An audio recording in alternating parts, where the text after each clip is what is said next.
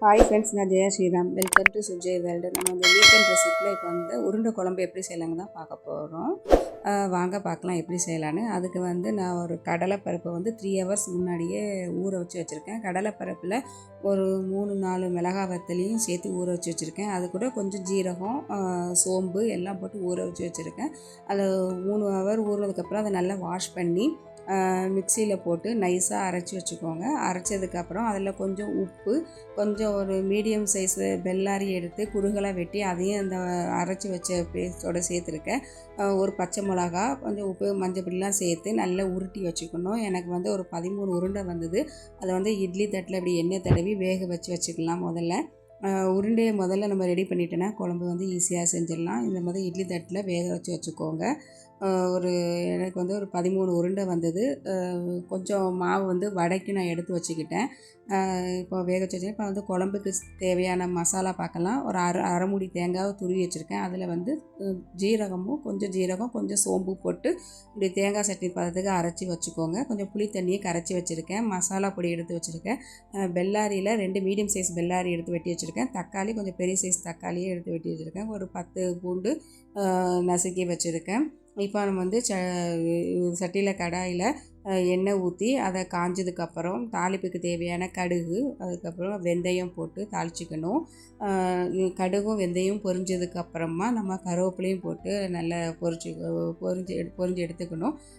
கருவேப்பிலை நல்லா பொரிஞ்சதுக்கப்புறம் நம்ம இது மிளகாய் வத்தலும் நல்லா நடுவில் கீரியை பச்சை மிளகாவும் போட்டு அதையும் சேர்த்து வதக்கிட்டு ஒரு 10 பூண்டு நம்ம நசுக்கி வச்சுருக்கோம்ல அதையும் போட்டு அந்த எண்ணெயில் நல்லா ஃப்ரை பண்ணணுங்க.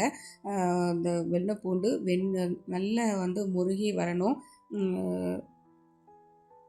வரும்போது இந்த மாதிரி பொன்னிறமாக வரணும். பூண்டு பொன்னிறமாக வந்ததுக்கப்புறம் நம்ம வெள்ளாரி வெட்டி வச்சுருக்கோம் இல்லையா, அந்த வெள்ளாரியும் சேர்த்து போட்டு அதில் போட்டு நல்லா ஃப்ரை பண்ணணும். நல்லா வெங்காயம் நல்லா வதங்கணும். வதங்குற வரைக்கும் நல்லா வதங்க விடுங்க. வெள்ளாரி வதங்கினதுக்கப்புறம் நம்ம தக்காளி சேர்த்தா போதும். இப்போ நல்லா வெள்ளாரி நல்லா வதங்கிட்டு கொஞ்சம் உப்பு போட்டால் சீக்கிரம் வதங்கிடும்பாங்க. அந்த நல்லா வதங்கினதுக்கப்புறம் தக்காளியும் சேர்த்து வதக்கிக்கலாம். தக்காளி சேர்த்து வதங்கினதுக்கப்புறம் நல்லா தக்காளியும் அந்த வெங்காயமும் ஒன்று சேர வதங்கினதுக்கப்புறம் நம்ம அந்த மசாலா பொடியெலாம் சேர்க்கலாம். நான் என்னென்ன மசாலா பொடி எடுத்து வச்சுருக்கேன்னா, காஷ்மீரி சில்லி கலருக்காக கொஞ்சம் எடுத்து வச்சுருக்கேன். சாதாரண சில்லி பவுடரும் எடுத்து வச்சுருக்கேன். அதோட கொஞ்சம் சாம்பார் பொடி நான் சேர்த்துருக்கேன். சாம்பார் பொடி, மஞ்சள் பொடி, இது எல்லா பொடியும் தான் சேர்த்துருக்கேன். சாம்பார் பொடி போட்டால் நமக்கு கொஞ்சம் டேஸ்ட்டாக இருக்குங்கிறதுனால நான் சாம்பார் பொடி சேர்த்துருக்கேன். உங்களுக்கு குழம்பு மிளகாய்த்தூள் இருந்தால் அது போட்டுக்கோங்க. அது போட்டு நல்லா வதக்கினதுக்கப்புறம் அந்த பொடிகள்லாம் கருகிடக்கூடாது. ஓரளவுக்கு வதக்கிட்டு உடனே நம்ம கரைச்சி வச்சுருக்க புளி தண்ணியை ஊற்றிடணும்.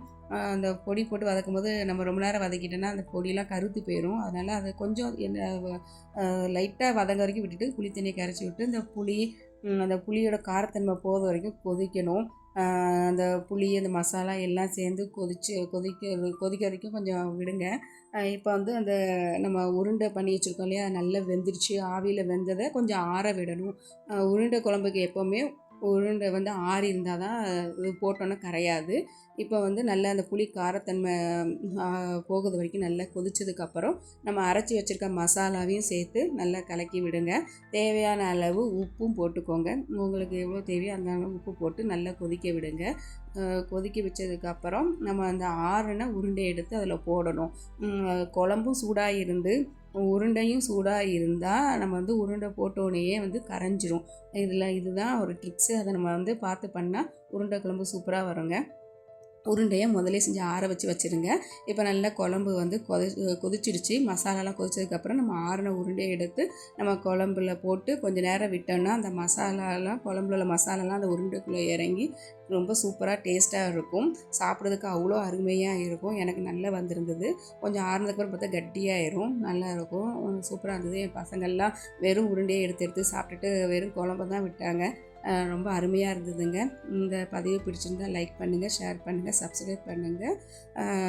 மறக்காமல் உங்கள் ஃப்ரெண்ட்ஸ்க்கெலாம் நம்ம வீடியோவை ஷேர் பண்ணுங்கள் ஃப்ரெண்ட்ஸு. தேங்க்யூ, பாய், டேக் கேர்.